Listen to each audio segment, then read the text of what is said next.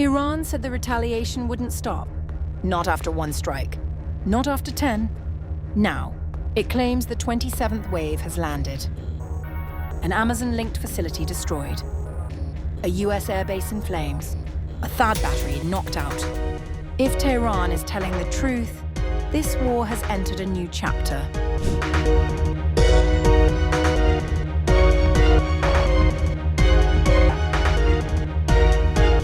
For weeks, it has stood as a target Tehran refused to abandon. Now, according to Iranian state media, what was left of it is also gone.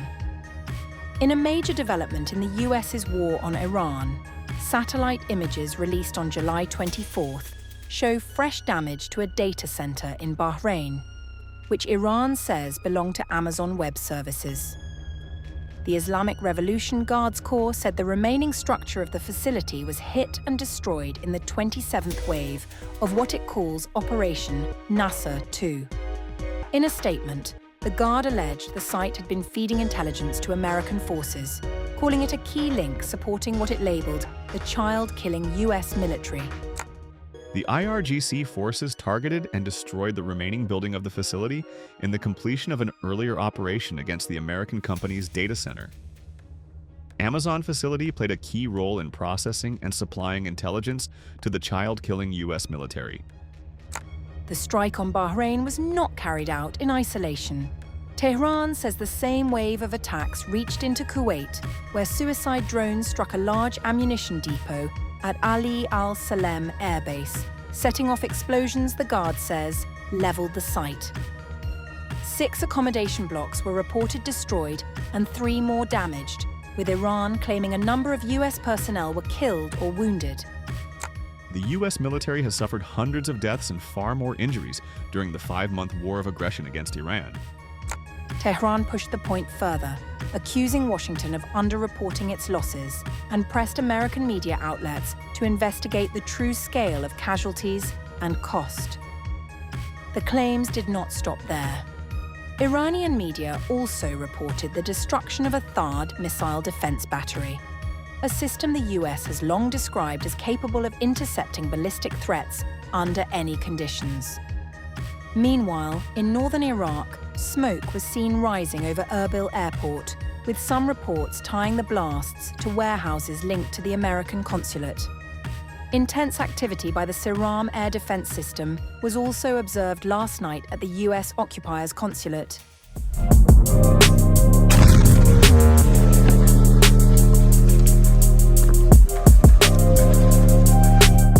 A soldier once listed as missing has a name again, and it belongs on a casualty list that keeps growing. As families in New York and beyond bury their dead, the Pentagon is on Capitol Hill asking for tens of billions more to keep the war running, a request that is testing the patience of allies and critics alike. The US Defense Department confirmed on July 21st that Sergeant Angel Rampersad, aged 28, of Ozone Park, had been killed in the Iranian strike on Jordan's Muwafaq Salti Air Base. She had spent days listed as missing while search teams worked through the wreckage. Rampersad's confirmation closed the account on that single attack, which also killed First Lieutenant Tyler Fian and Private Isabella Gonzalez. A 4th soldier died separately in northern Iraq while disabling an unexploded Iranian drone.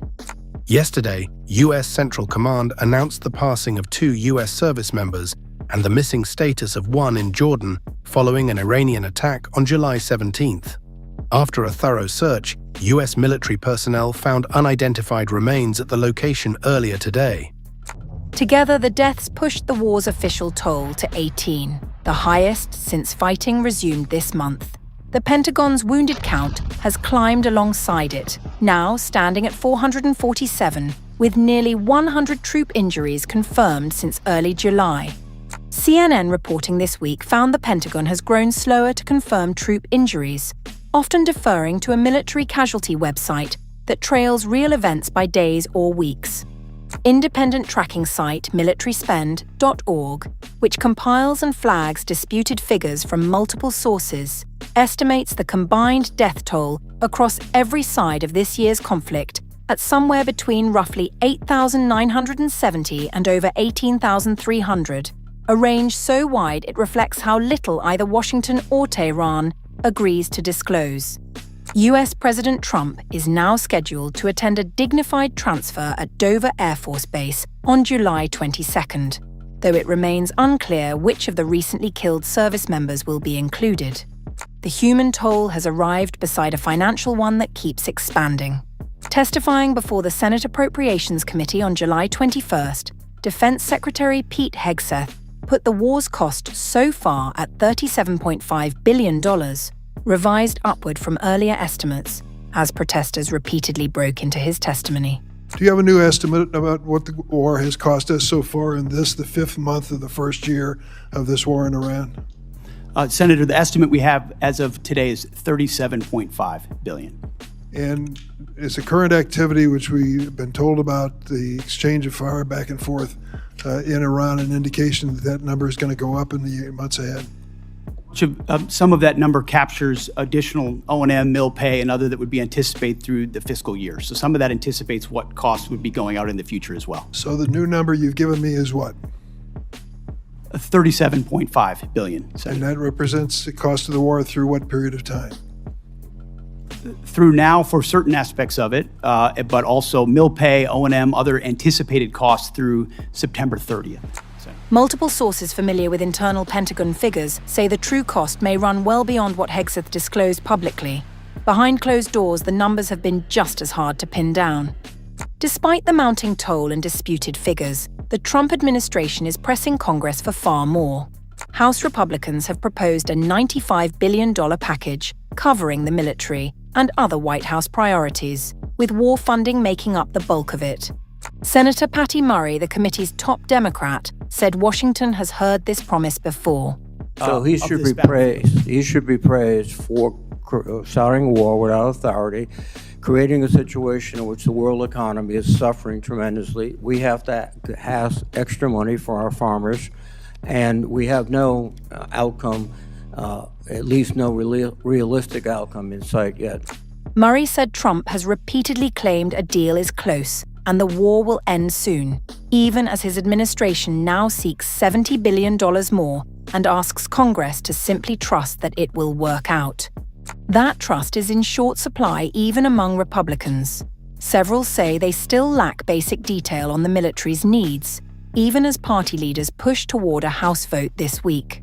The White House has urged lawmakers to pass the package without changes and without delay. On the ground, the war offers no pause for the debate in Washington to catch up. US Central Command carried out its 11th consecutive night of strikes on Iran on July 21st, hours after Iran said it struck American assets in Kuwait, Bahrain, and Jordan, along with a vessel in the Strait of Hormuz.